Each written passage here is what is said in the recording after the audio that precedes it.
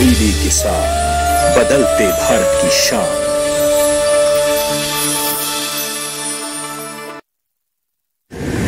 माँ कब आएगा? अभी आएगा। अरे बोलो ना माँ, कब आएगा? बोला ना, अभी आ जाएगा। ये ले, आ गया कुआं। अरे कुआं नहीं माँ, हमारे घर नल से जल कब आएगा? नल से जल? अरे गुड्डी, बहुत जल्दी आएगा पानी। जल जीवन मिशन आ चुका है। हम 1 कदम उठाएंगे तो सरकार 10 कदम उठाएगी। सच? तुम्हारे मुंह में घी शक्कर। घी शक्कर नहीं माँ, स्वच्छ जल। 2024 तक देश के सभी 19 करोड़ घरों में पहुंचेगा पीने का साफ पानी। अब होगा हर घर जल। जल जीवन मिशन, जल शक्ति मंत्रालय, भारत सरकार।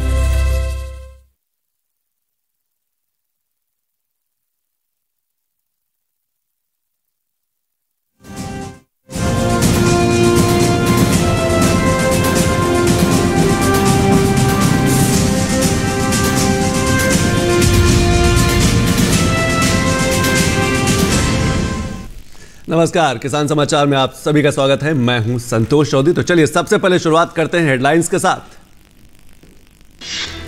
उत्तर प्रदेश में लखनऊ कानपुर एक्सप्रेस वे के शिलान्यास के मौके पर केंद्रीय मंत्री नितिन गडकरी ने कहा कि देश का किसान देश को देगा ऊर्जा, पेट्रोल डीजल का पर्याय। कहा अब बाइक भी चलेगी इथेनॉल से, जिससे किसानों को होगा फायदा।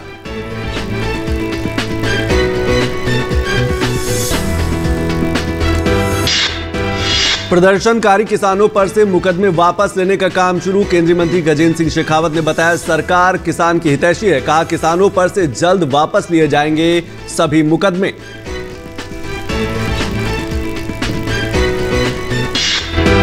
खाद्य प्रसंस्करण उद्योग मंत्री पशुपत कुमार पारस ने प्रधानमंत्री औपचारिक सूक्ष्म खाद्य प्रसंस्करण उद्यम योजना के तहत बुधवार को 6 उत्पादों का किया शुभारंभ। मंत्रालय ने एक जिला एक उत्पाद के 10 ब्रांड्स विकसित करने के लिए नैफेड के साथ किया समझौता।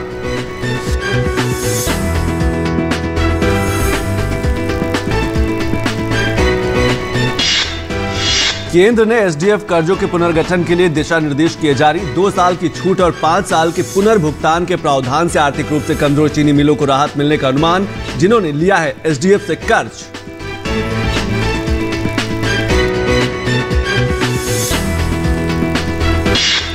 और अटल पेंशन योजना की लाभ लेने वालों का आंकड़ा 3.68 करोड़ के पार। असंगठित क्षेत्र में नागरिकों की वृद्धावस्था में आय सुरक्षा प्रदान करने के उद्देश्य से शुरू की गई थी योजना।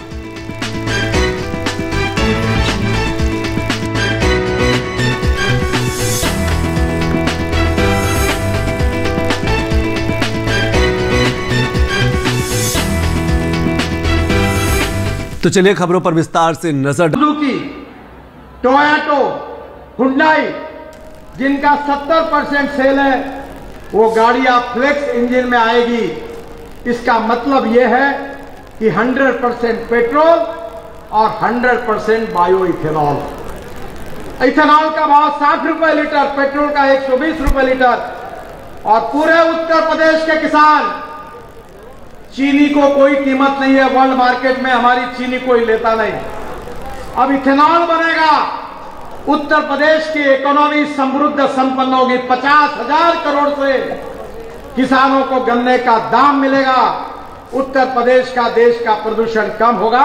अब हमारी गाड़ियां, स्कूटर, 2 व्हीलर, 3 व्हीलर, 4 व्हीलर किसानों ने बनाए हुए 100% बायो इथेनॉल पर चलेंगे। और उत्तर प्रदेश को सबसे ज्यादा फायदा देश में उत्तर प्रदेश को होगा, क्योंकि गन्ना किसान यहाँ है। ये काम मोदी जी के नेतृत्व में हमारी सरकार ने करके दिखाया। केंद्रीय मंत्री नितिन गडकरी ने कहा कि अब बाइक भी इथेनॉल से चलेगी और इससे किसानों को फायदा होगा। अब बजाज की स्कूटर बाइक, टीवीएस की स्कूटर बाइक मैंने लॉन्च कर दी है, इलेक्ट्रिक भी की और फ्लेक्स इंजन की भी की है। अब बाइक और स्कूटर इथेनॉल पर चलने वाले लीजिए। इथेनॉल पेट्रोल से अच्छा फ्यूल है, किसानों का फ्यूल है। उत्तर प्रदेश के किसानों को गन्ने की कीमत देगी, वो पैसा किसानों के जेब में जाएगा। आपको पता होगा कि आज हमारे देश में पेट्रोलियम का इंपोर्ट, आयात 8 लाख करोड़ का है। और ऐसा ही चलता रहेगा तो हमारा इंपोर्ट 25 लाख करोड़ पर जाएगा। पर यह अब इंपोर्ट नहीं होगा, यह कम होगा और यह पैसा उत्तर प्रदेश के देश के किसानों के घर में जाएगा। किसान समृद्ध संपन्न होंगे, गांव गरीब मजदूर किसान का कल्याण होगा। यही धोरण, यही नीति मोदी जी के नेतृत्व में हमारे सरकार ने तय की, जिससे उत्तर प्रदेश के किसानों का भला हो जाएगा। और अब बात करेंगे किसान आंदोलन की। केंद्रीय मंत्री गजेंद्र सिंह शेखावत ने कहा है कि किसान आंदोलन के दौरान किसानों पर किए गए मुकदमे वापस लेने के लिए काम किया जा रहा है। विभिन्न राज्यों में जो इस दौरान इस 1 साल के कालखंड में जो मुकदमे विभिन्न धाराओं में दर्ज किए गए थे, उन मुकदमों को वापस लेने की जो सहमति बनी थी, उसकी गति को लेकर के था। मैंने आश्वस्त किया है कि उसकी प्रक्रिया प्रारंभ हो चुकी है। उत्तर प्रदेश में, हरियाणा में, दिल्ली में और तय कानूनी प्रक्रिया, लेट डाउन प्रोसीजर जो है न्यायिक पद्धति के अनुरूप इन सारे मुकदमों को वापस लेने की कार्रवाई की जाएगी और इसे और अधिक गति प्रदान की जाएगी। ईपी एक्ट की धारा 14 और 15 को लेकर के जो संशय किसान साथियों को था, मैंने अत्यंत प्रसन्नता के साथ में उन्हें बताया है और एक्ट का कॉपी भी उनके साथ में शेयर किया था कि सरकार पहले ही इसमें निर्णय कर चुकी है। पराली या खेती का अवशेष जलाने को लेकर के यदि किसी तरह का प्रदूषण उत्पन्न होता है तो उन किसानों के खिलाफ किसी भी तरह की आपराधिक कार्रवाई नहीं की जा सकती, ऐसा उपबंध उसमें किया गया है। और अब बात करेंगे एक जिला एक उत्पाद के माध्यम से प्रसंस्करण उत्पादों को बढ़ावा देने के लिए पीएमएफआई योजना के 6 उत्पादों का शुभारंभ खाद्य प्रसंस्करण उद्योग मंत्री पशुपत कुमार पारस ने पीएमएफएमई योजना के तहत किया है। खाद्य प्रसंस्करण उद्योग मंत्री पशुपत कुमार पारस ने पीएमएफएमई योजना के 6 उत्पादों का शुभारंभ किया और इनको बढ़ावा दिया जाएगा। प्रधानमंत्री औपचारिक सूक्ष्म खाद्य प्रसंस्करण उद्यम योजना के तहत इसका शुभारंभ किया गया है। उत्पादों को एक नया बाजार दिया जाएगा। खाद्य प्रसंस्करण उद्योग मंत्रालय की पीएमएफएमई योजना के अंतर्गत एक जिला एक उत्पाद के 6 ब्रांड शुरू किए गए हैं। इस योजना के तहत अमृत फल, कोरी गोल्ड, कश्मीरी मंत्र, मधु मंत्र, सोमदाना और दिल्ली बेक की होल व्हीट कुकीज का भी शुभारंभ किया गया है। खाद्य प्रसंस्करण उद्योग मंत्रालय ने एक जिला एक उत्पाद यानी कि ओडीओपी के 10 ब्रांड्स विकसित करने के लिए नेफेड के साथ एक करार किया है। आंवला जूस के लिए अमृत फल ब्रांड को विशेष रूप से हरियाणा के गुरुग्राम के लिए विकसित किया गया है। आने वाले दिनों में ये किसानों से बाजार तक पहुंचेगा। उत्पाद में शुद्ध आंवला का रस होता है, स्वास्थ्य लाभ के लिए जोड़ा गया है। नींबू के साथ ये कि प्राकृतिक अमृत है। कोरी गोल्ड ब्रांड को धनिया पाउडर के लिए विकसित किया गया है, जो राजस्थान के कोटा के लिए तैयार किया गया है और ओडीओपी का ये उत्पाद है। कश्मीरी लाल मिर्च उत्पाद को जम्मू कश्मीर के मसालों के लिए ओडीओपी घटक के अंतर्गत विकसित किया गया है। इसके साथ साथ अलग दूसरे राज्यों की बात करें तो उत्तर प्रदेश में सहारनपुर के शहद के लिए ओडीओपी अवधारणा के अंतर्गत ब्रांड मधु मंत्र को विकसित किया गया है। मल्टी फ्लोरा शहद फ्री रेंज मधुमक्खियों द्वारा एकत्र किया गया और 500 ग्राम कांच की बोतल की कीमत 185 रुपए तय की गई है। Whole wheat cookies Delhi bakes brand के तहत विकसित किया गया और ये एक अन्य उत्पाद है जो ओडीओपी के तहत इसको बढ़ावा दिया जाएगा। ब्रांड और उत्पाद को दिल्ली के लिए बेकरी ओडीओपी अवधारणा के तहत लगातार विकसित किया जाए और इसका मकसद ये है कि किसानों की आय को बढ़ावा दिया जा सके। नेफेड ने बताया कि होल व्हीट कुकी एक अनूठा उत्पाद है। कुकी से चीनी के बजाय केवल गेहूं और गुड़ से बनाया जाता है। ब्रांड सोमदाना के महाराष्ट्र में ठाणे के मिलेट के ओडीओपी अवधारणा के अंतर्गत विकसित किया गया। अलग अलग राज्यों के जो जिले हैं उसके हिसाब से उत्पादन क्षमता बढ़ाई जा रही। रागी का आटा एक अनूठा उत्पाद है क्योंकि यह ग्लूटेन युक्त मुक्त आयरन, फाइबर और कैल्शियम से भरपूर होता है।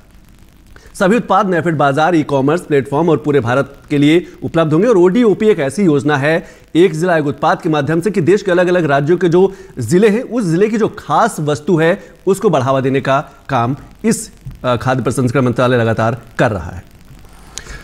और केंद्र ने आर्थिक रूप से कमजोर चीनी मिलों को राहत दी है। केंद्र ने चीनी विकास कोष नियम के दिशा निर्देश जारी किया है। दिशा निर्देशों को 2 साल की छूट और 5 साल के भुगतान का इसमें प्रावधान भी शामिल किया गया है। आर्थिक रूप से कमजोर और उन चीनी मिलों को राहत मिलने का अनुमान है जिन्होंने एसडीएफ कर्ज लिया है। एसडीएफ कर्जों के डिफॉल्ट की बकाया धनराशि 3068.31 करोड़ रुपए है। ये दिशा निर्देश भी सहकारी समितियों, प्राइवेट लिमिटेड कंपनियों, पब्लिक लिमिटेड कंपनियों दिशा निर्देशों में 2 साल के छूट के प्रावधान और फिर 5 साल के पुनर्भुगतान के रूप में शामिल है, जिससे वित्तीय रूप से कमजोर चीनी मिलों को बड़ी राहत मिलने का अनुमान है, जिन्होंने एसडीएफ कर्ज लिया है। अतिरिक्त ब्याज की छूट का पूरा लाभ पात्र चीनी मिलों को दिया जाएगा। ब्याज दर को एसडीएफ नियम 269 के तहत स्वीकृत पुनर्वास पैकेज की तारीख लागू बैंक दर से बदला जाएगा। इन बिंदुओं से इन बकायादार चीनी मिलों पर कर्ज के बोझ को कम करने में सहायता मिलेगी। एक चीनी मिल जिसे पिछले 3 साल से लगातार नगद नुकसान हो रहा है या चीनी मिल का नेटवर्थ नकारात्मक है और चीनी मिल बंद नहीं हुई है, मौजूदा चीनी सत्र को छोड़कर 2 से ज्यादा चीनी सत्रों से गन्ने की पेराई बंद नहीं की गई है, वह पुनर्गठन के लिए आवेदन करने की पात्र है। और सरकार के सामाजिक सुरक्षा के प्रमुख कार्यक्रम अटल पेंशन योजना ने बड़ी संख्या में लोग उससे जुड़ रहे हैं। इस वित्त वर्ष में अब तक 65 लाख से अधिक लाभार्थी योजना से जुड़ चुके हैं। इसके साथ ही पिछले 6.5 साल भी योजना से कुल 3 करोड़ 68 लाख से अधिक लाभार्थी जुड़े हैं। अटल पेंशन योजना का मकसद मुख्य रूप से असंगठित क्षेत्र के लोगों को वृद्धावस्था में निश्चित आय उपलब्ध कराना है। इस योजना में 18 वर्ष से 40 वर्ष तक का कोई भी नागरिक जुड़ सकता है। इसके तहत 60 साल का उम्र पूरी होने पर न्यूनतम 1,000 रुपए से 5,000 रुपए तक मासिक पेंशन का प्रावधान किया गया है।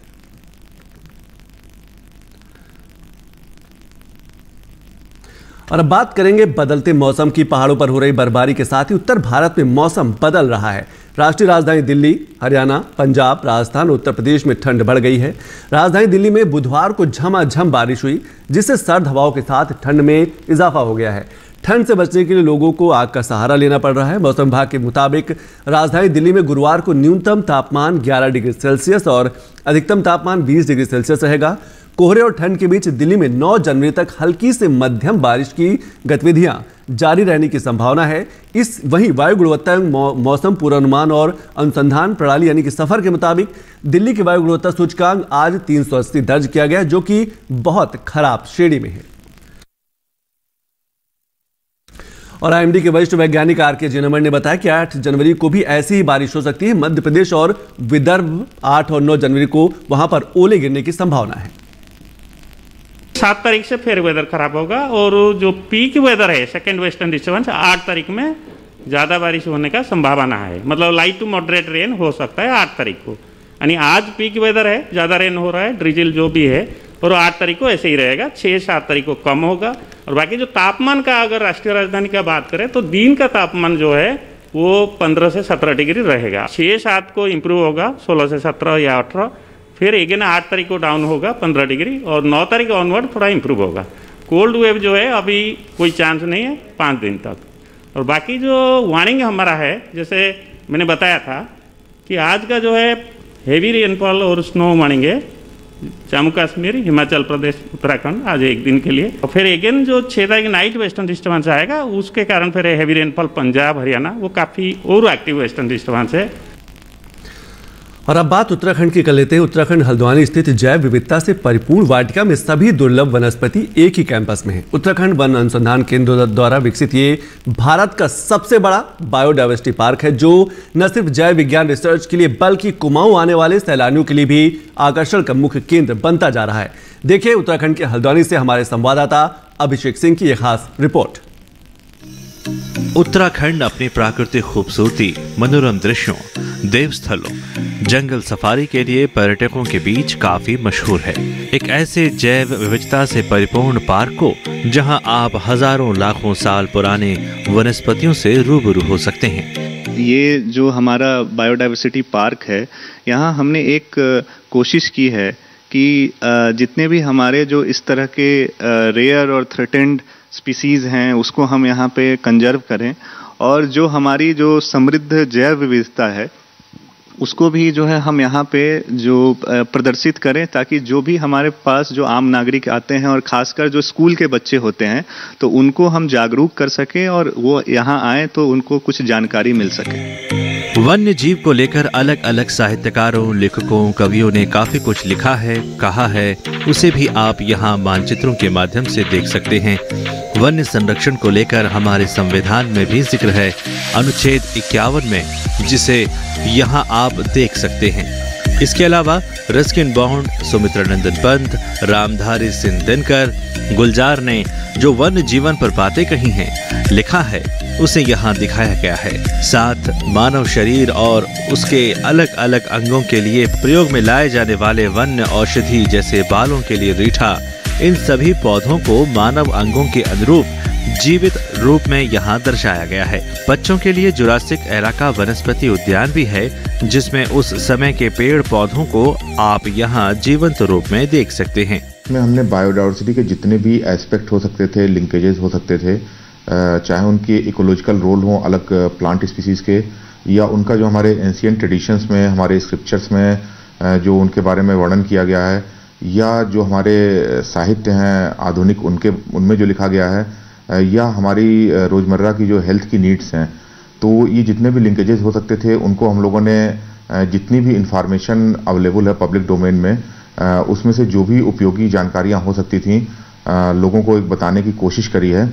और इतने सारे एस्पेक्ट आपको पूरे देश में एक साथ एक जगह कहीं नहीं मिलेंगे। इस बायोडायवर्सिटी पार्क की एक और अनूठी पहचान है, ये भारत माता पार्क, जिसमें भारतवर्ष के समस्त राज्यों, केंद्र शासित राज्यों के स्टेट ट्री को रखा गया है, जैसे महाराष्ट्र का ये मैंगो ट्री, उत्तर प्रदेश का अशोक का पेड़, पंजाब का रोज वुड ट्री, देवी से जुड़े वृक्ष, हमारे राशियों को पहचान देने वाले वृक्ष जो 12 राशियां हैं।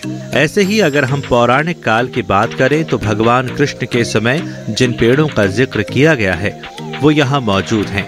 अलग अलग धर्मों से संबंधित वृक्षों जैसे ईसाई धर्म, सिख धर्म, मुस्लिम धर्म में जिन वृक्षों का जिक्र है उन्हें यहाँ जीवंत रूप में देख सकते हैं। इस बायोडायवर्सिटी पार्क की सबसे अनोखी और दुर्लभ जीवंत तस्वीर है ये रामायण वाटिका।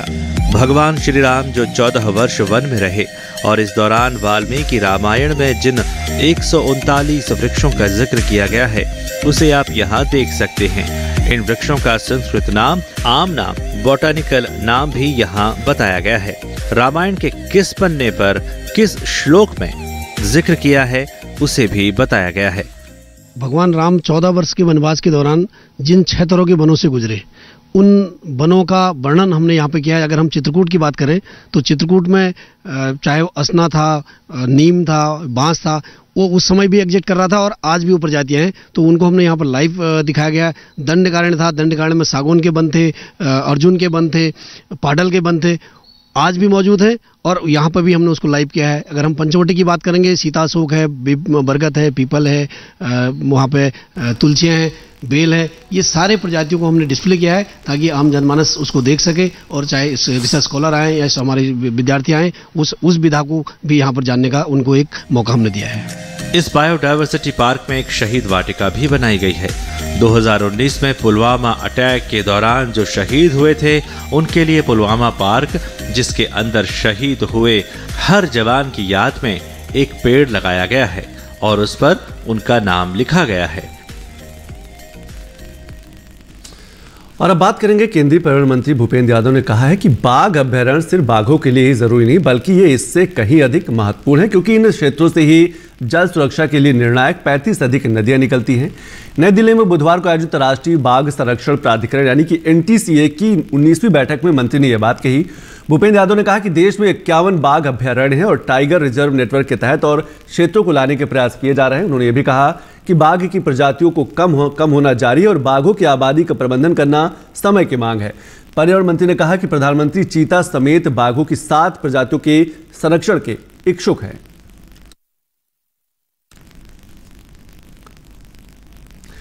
और अब बात मंडी भाव की ओर देखते हैं कि क्या रहा देश भर की मंडियों में अनाज का भाव।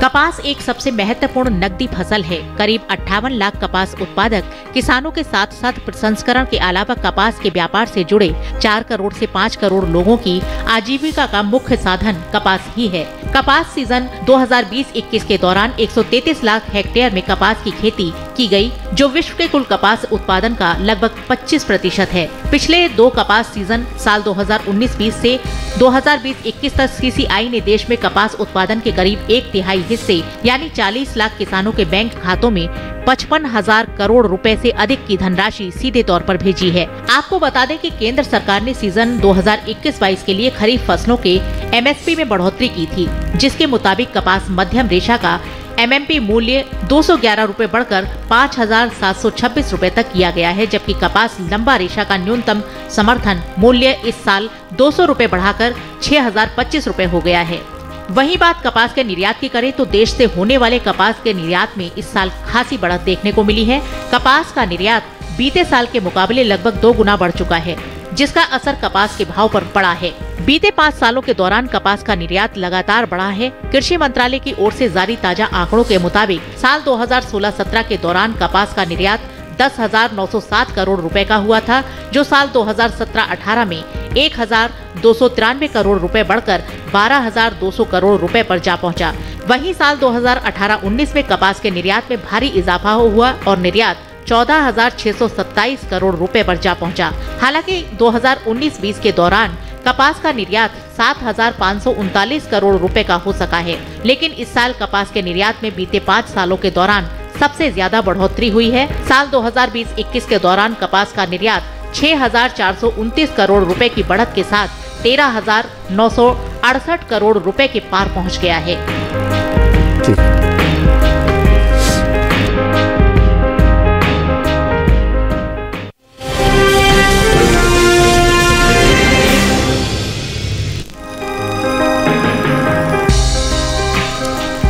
देश से होने वाले फलों के निर्यात में इस साल खासी बढ़त देखने को मिली है। बीते 5 सालों के मुकाबले इस साल फलों का निर्यात देश से सबसे ज्यादा हुआ है। कृषि मंत्रालय की ओर से जारी ताजा आंकड़ों से ये पता चला है कि साल 2016-17 में फलों का निर्यात 4,974 करोड़ रुपए का हुआ था, जो साल 2017-18 के दौरान 4,913 करोड़ रुपए रहा था। वहीं साल 2018-19 के दौरान फलों के निर्यात में 625 करोड़ रुपए की बढ़ोतरी हुई और निर्यात 5,538 करोड़ रुपए पर जा पहुंचा। हालांकि साल 2019-20 के दौरान फलों का निर्यात 5,496 करोड़ रुपए का हो सका था, जबकि साल 2020-21 के दौरान फलों के निर्यात में 172 करोड़ रुपए का इजाफा हुआ। देश से फलों का निर्यात 5,668 करोड़ रुपए पर जा पहुंचा। इस साल देश में कुल फलों की पैदावार में बढ़त का अनुमान जताया गया है। वहीं कुछ फलों की उपज में इस साल खासा इजाफा होने की उम्मीद है, जबकि कुछ फलों की पैदावार में कमी आ सकती है। कृषि मंत्रालय की ओर से इस साल 2020-21 के लिए 29 अक्टूबर को बागवानी फसलों के लिए जारी तीसरे आकलन के अनुसार सेब की पैदावार 7 लाख टन घटकर 20,59,000 टन रह सकती है। वहीं केले की पैदावार में साल 2020-21 के दौरान 7,82,000 टन बढ़कर 3,33,79,000 टन होने का अनुमान है। वहीं बात अमरूद की करें तो इस साल अमरूद की उपज बीते साल के मुकाबले 1,08,000 टन बढ़कर 44,59,000 टन हो सकती है। अंगूर की पैदावार में इस साल इजाफा हो सकता है। साल 2020-21 के दौरान अंगूर की उपज 48,000 टन बढ़कर 32,29,000 टन हो सकती है, जो बीते साल 31,81,000 टन थी। हालांकि अनार की पैदावार में इस साल कमी आ सकती है। साल 2020-21 के दौरान अनार की उपज 98,000 टन घटकर 30,88,000 टन रह सकती है। हालांकि अनानास की पैदावार में बढ़त होने का अनुमान है। साल 2020-21 के दौरान अनानास की उपज 17 लाख टन के पार जा सकती है, जो बीते साल के मुकाबले 42,000 टन ज्यादा है।